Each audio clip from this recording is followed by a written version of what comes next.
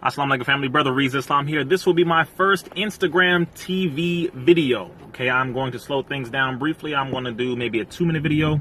I'm going to get all this crammed into as short amount of time as possible. First thing I'm just going to mention, dealing with the circumstance that just popped up in LA with the sister who was forced to get out of her car by about 4 to 5 police cars, right? And you saw how police officers had their guns drawn, and you saw how they were aiming at her as though she had a weapon. That is the way they are trained. Now, in the 77th precinct in Los Angeles, near Broadway, a man by the name of Christopher Dorner used to be an officer there. Some of you may remember him.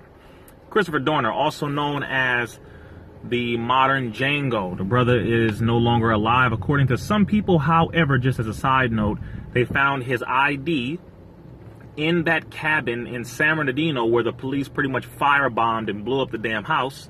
They found his ID downstairs along with the bones that they said were his remains, and they found from dental records that it was his body.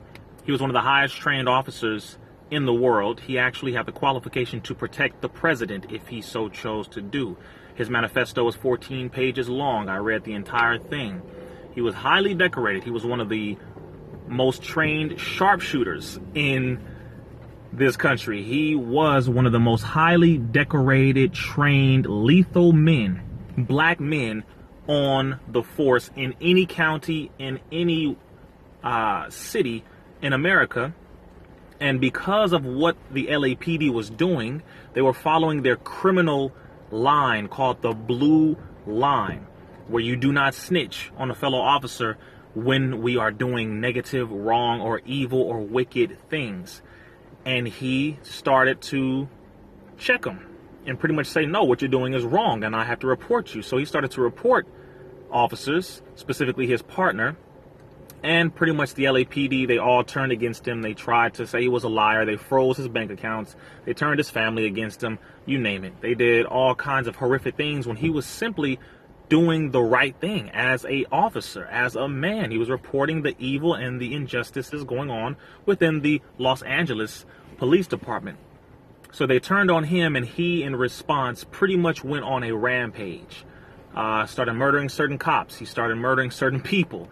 They couldn't catch him. He also was very highly trained in not only demolition and tactics, he was trained to be off the grid, meaning utilizing no technology whatsoever. He could survive. The last video footage that they have of him was of him going shopping at a Big Five, where he was purchasing scuba diving gear. Okay, if some of you are asking why, what is the point of this video? What are you talking about, Christopher Dorner? There was a woman with police officers aiming guns at her. I'm helping you to understand that it is much deeper than simply a woman, a sister with her hands up, who they said supposedly the reason why they did all this is because she has a felony and because she kidnapped someone. It doesn't take all of that to apprehend someone, especially when you caught them. You caught them, they're right there, hands are up, she's out of the car. You don't need 5 police officers with all these guns drawn as though this woman has on bulletproof vest and she's carrying a bazooka. I mean, it's just insanity. My point is, they shot a white van 2013 when they were trying to apprehend Christopher Dorner, a van with 2 women in it, because they were that afraid of him. The entire department of police in San Bernardino was after him. Over 2,000 police they sent after him. This is how afraid they were of him. Here's my other point. One ID of his was found in the cabin in San Bernardino where they tracked him to. Simultaneously, another ID was found on the border of Mexico. Right after the last footage they had of him was of him purchasing scuba diving gear from a Big Five. What is my point in ending all of this? They don't know if Christopher Dorner is alive or dead.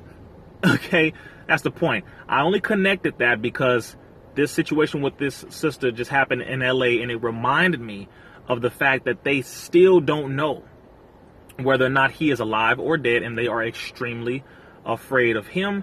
And the majority of these officers in LA County are either on one or more psychotropic drug psychiatric medication, which is on the DEA's list or Drug Enforcement Agency's list as a Schedule II narcotic. These same medications that they give them after evaluating them have the same chemical properties as cocaine and methamphetamine.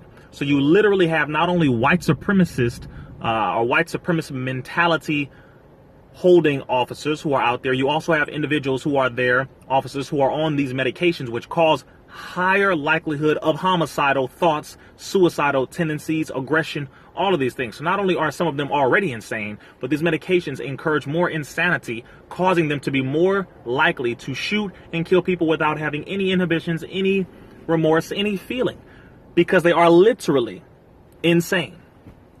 That is the LAPD police department, known to be one of the most deadly police departments in this country. 2015, 2016, and years prior to that, that is what they are known for. Killing first, asking questions later. So it goes much deeper. But this situation with this sister reminded me of that, and they put her bail at $1 million, even though that is the bail amount that you put up for someone who has premeditated murder. None of this makes sense when they murder people all the time, and none of them have to pay a damn dime. So yeah, being from Compton, LA, just made me think about that. So I hope you guys learned that, and yeah.